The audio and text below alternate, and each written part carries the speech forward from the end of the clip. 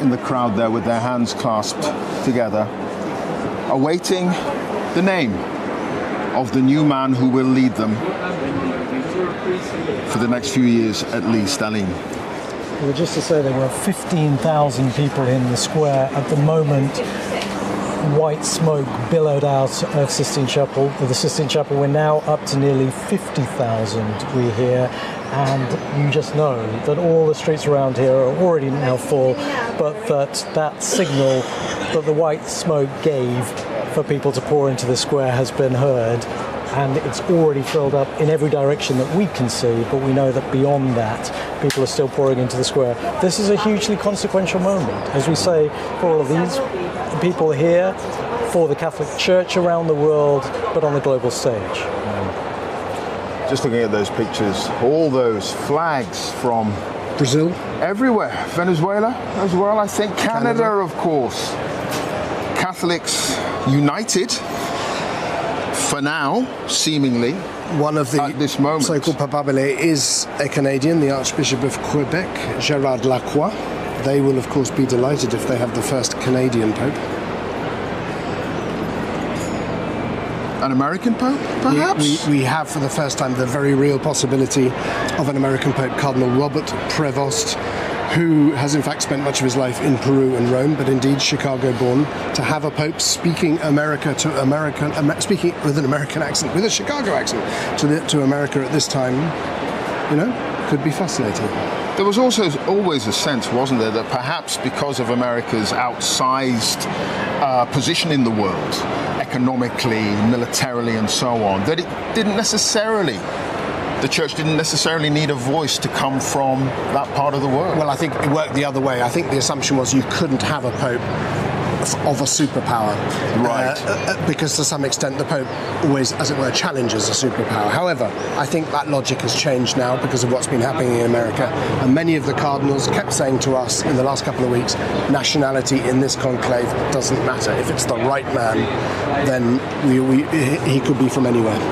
It's about reaching out. It's about evangelizing, as you were saying. It's about trying to bring more into the fold. Or rather, to start with the proclamation that Francis always started it, which was that God loves you and that you have a dignity. That's the first message. The rest, in a sense, follows on from that. Ali?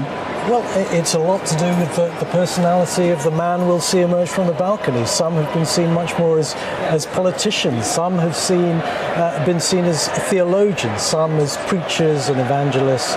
All of that will be revealed shortly when we get the name of the cardinal who's won and the name they'll take as Pope. And as we see the American flag there in the crowd, South Africa next to it.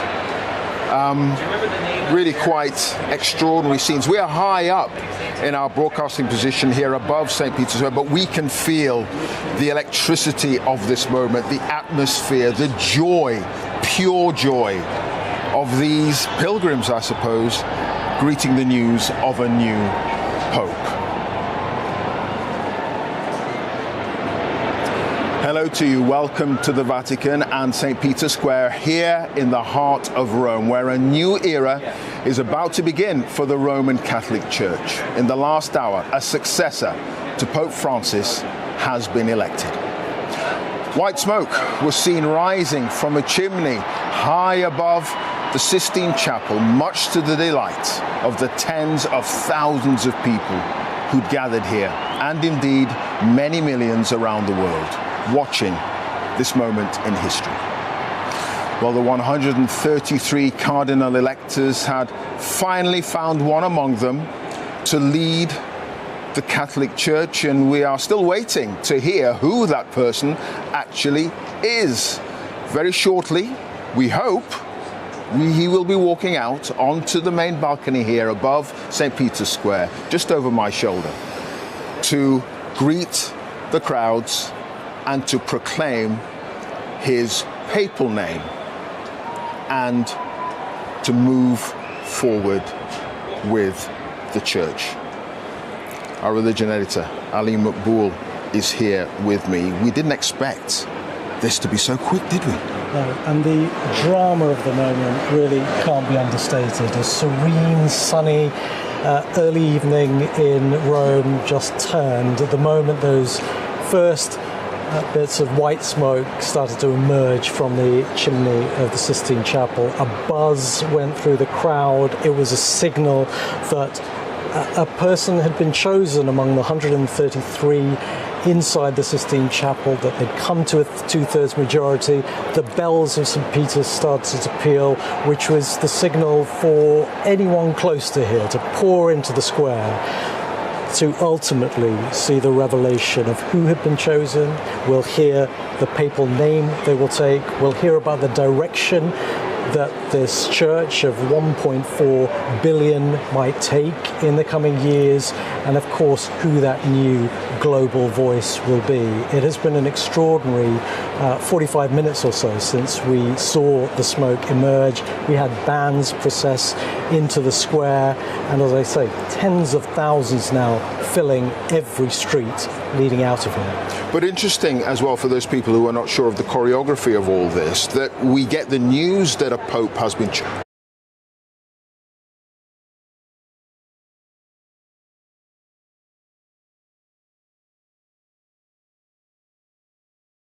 They have time to prepare. They're asked if they want to take up the role. They go into what's called the Room of Tears to get ready. They pray, they meditate if they want before that, but they get ready. And then we still won't see them immediately. We'll hear the protodeacon who will come out, first tell us the name of the cardinal who's been chosen, the name they choose to take as pope.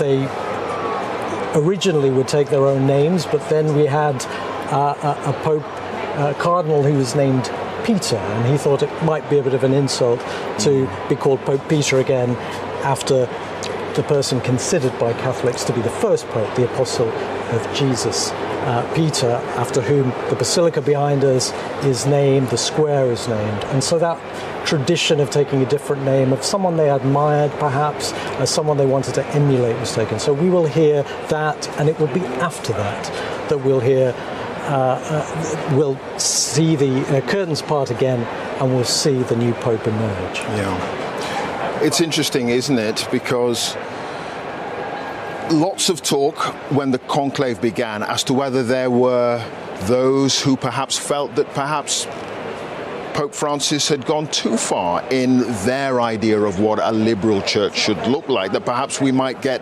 a retrenchment, a move back. That belief, that fear, it doesn't feel as if those factions were there, because this decision came pretty quickly to find a two-thirds majority. It's difficult to say until we see the person who emerges on that balcony, what was going on inside. But just to say that the conversations about who the Pope should be, or what is needed by the Church and the world, don't start when conclave starts. They were going on in this city, yes, informal meetings, but in coffees and dinners outside, as soon as we heard of the death of Pope Francis, and cardinals started to descend on Rome. And it was interesting to sample some of the thinking over that time, and even during those couple of weeks, there was a mood change. Even some of those who had been critical about what they saw as the radical nature at some points of the Pope Francis papacy still saw the way the crowd, for example, during the funeral responded to talk of the causes that Pope Francis had championed.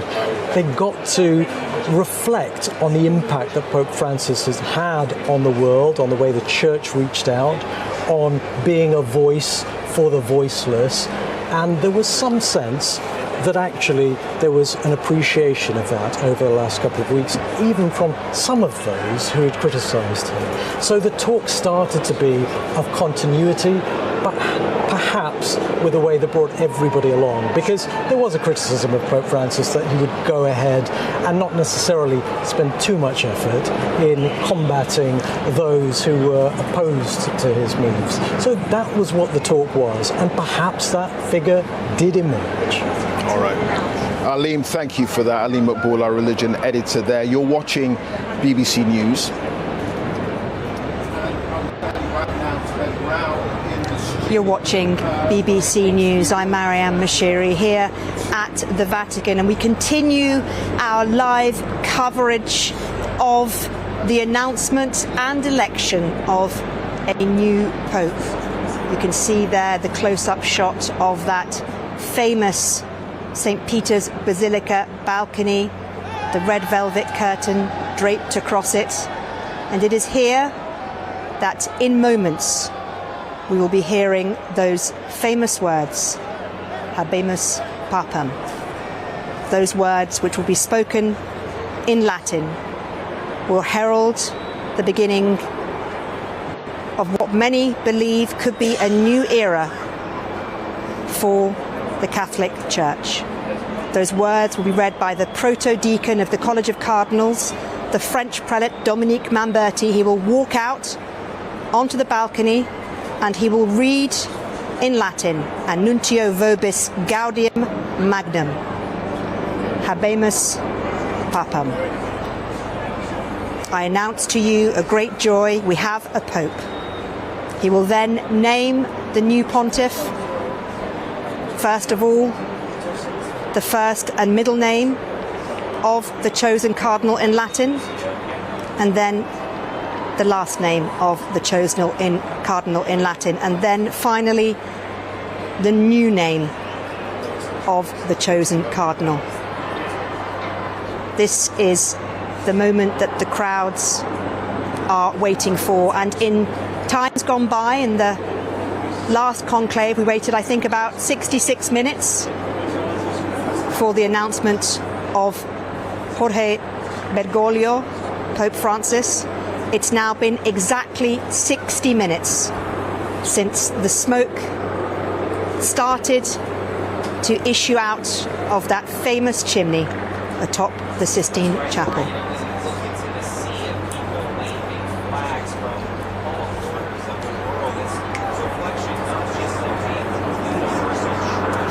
You can hear the helicopters flying overhead. The crowds continue to pour into St. Peter's Basilica. It is so crowded now. And let's take this opportunity to bring in Madeleine Teehan, a former associate editor of the Catholic Herald. Madeleine, thank you for joining us. And if I can ask you, first of all, how are you feeling right now? I'm feeling absolutely amazed. I'm quite astonished at how quickly we've seen the white smoke. I think everyone was expecting a much longer conclave based on the fact that the cardinals didn't know each other as well as they have in the past, because obviously Francis created a great number of cardinals. But we're all taken by surprise, and I'm very excited. I'm rather nervous. I imagine I'm feeling like a lot of Catholics out there at the moment across the world. So where are the nerves coming from, Madeleine? Well, he's the successor to St. Peter, the 267th Pope. I suppose the nerves are that we are at a time, I think the church is very much at a crossroads. I feel like Pope Francis's papacy was so unique, and in some ways it was quite divisive. So I suppose the nerves are about, what sort of Pope are we going to have? Are we going to have someone who will continue Francis's legacy with that sort of emphasis on a pastoral sort of approach to things, with perhaps less attention to doctrinal detail? Or in fact, are we going to have a Pope who wants to sort of make things clearer again? It's going to be very interesting. So I suppose that's why I perhaps feel a little bit nervous, is which way are we going to go? Because I really did feel that at this conclave there was a real battle for the soul of the Catholic Church. And what do you think the length of this conclave tells us about that decision? It hasn't taken the cardinals long. They decided after just 4 votes, 2 days, same timing as Pope Benedict XVI. What does that tell us, do you think, about the way in which this important decision was made? Well, I think obviously we have to trust that obviously the Cardinals have discerned and they've taken it seriously. And obviously we've had the general congregations going on since Pope Francis died. So it's not like the conversations just started in the past 2 days. But I suppose most people will be thinking, okay, it's been quite a short conclave. Perhaps it is a cardinal who is very well known, very well established globally and within the Vatican. I mean, there has been a sense that I've picked up that in fact they want someone who is perhaps an Italian because they want someone who is familiar, because there's that real feeling that the church as an organisation needs to be well oiled again, it needs to be properly run, it needs someone who knows how to handle that Vatican bureaucracy. So such a short conclave, to me personally, I mean, I'll probably be proven wrong, would suggest it's somebody who is very well known and perhaps very au fait with how the Vatican works and well known both in Rome and across the world. The legacy of Pope Francis looms large, does it not, over this next papacy? And as you mentioned there are different avenues, different roads that this Pope could take the Roman Catholic Church right now. And there are also challenges as well, to be frank. Yes, there are huge challenges. And I think that the thing about Francis's Madeleine, legacy... let me just interrupt you there. Madeleine, let me interrupt you there. We have some movement on that balcony. I think we can expect Dominique Mamberti to come out and make the announcement. And there he is. Let's listen in.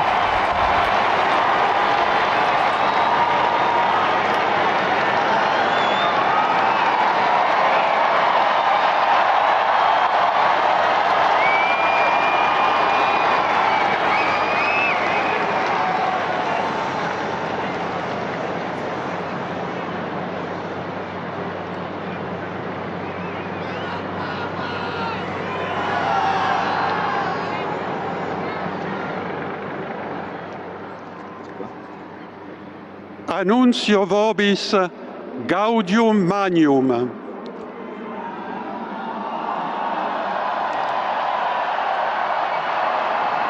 Habemus papam.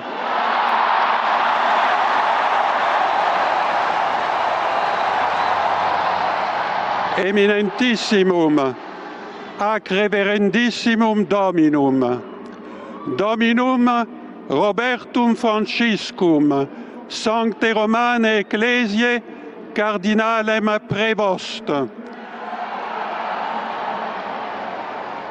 qui sibi nomen imposuit Leonem decimum quartum.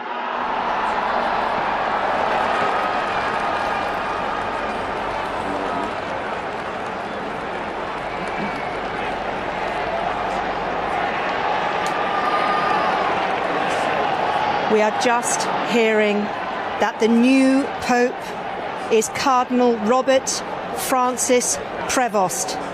He is the first Pope to hail from America. He is the first American Pope.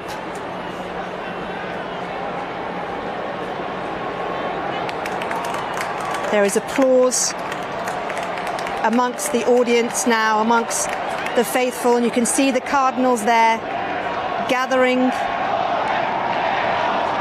on the balcony.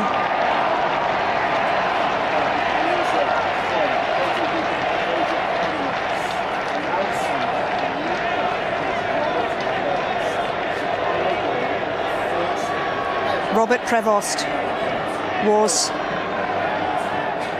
born in Chicago.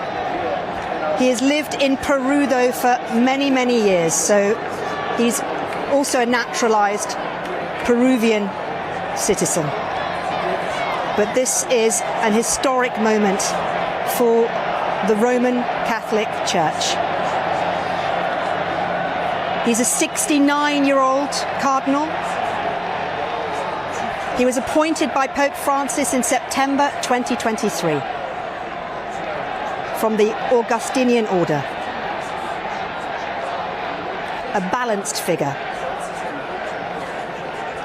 He's known for his solid judgment. He's known for his capacity to listen. He's seen as having many of the qualities a pope needs. It's important to underline, though, that Robert Prevost, Cardinal Prevost, has spent much of his life outside the United States. He joined the Augustinian order at the age of 27. He was then sent to study in Rome at that young age, at 27. Following that, he spent many years as a missionary in Peru before being made Archbishop in Chiclayo. He's visited orders all over the world. He speaks Spanish. He speaks Italian. As I mentioned earlier, he was created by Pope Francis in 2023. In 2023, Pope Francis made him prefect of the Vatican's dicastery for bishops. Now, this role made him responsible for advising the Pope on picking new bishops around the world. So he was very close to the Pope. The Pope trusted him with this important job.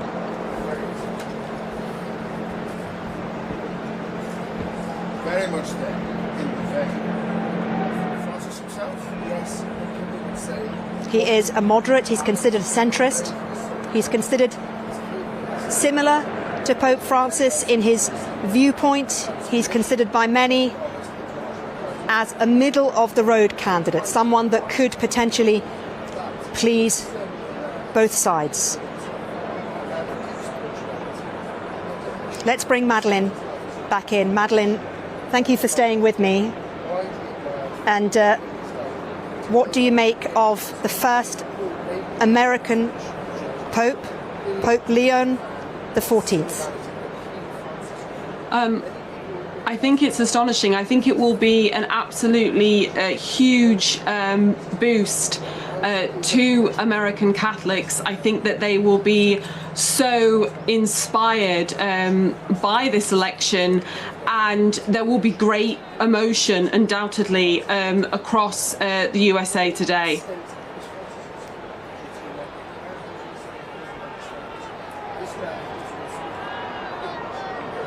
Now, the fact that he is American, but he's lived in Peru, he left the United States at a very young age. He speaks multiple languages. I mean, let's be honest, Madeleine, he ticks a lot of boxes.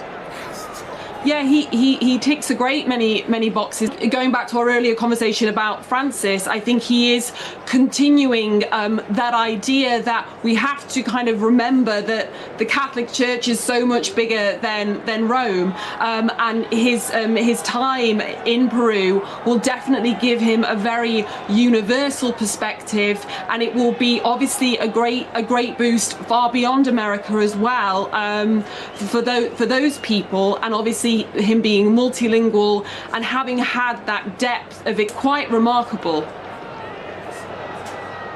Now, he has chosen the name Pope Leo XIV, and as we mentioned earlier,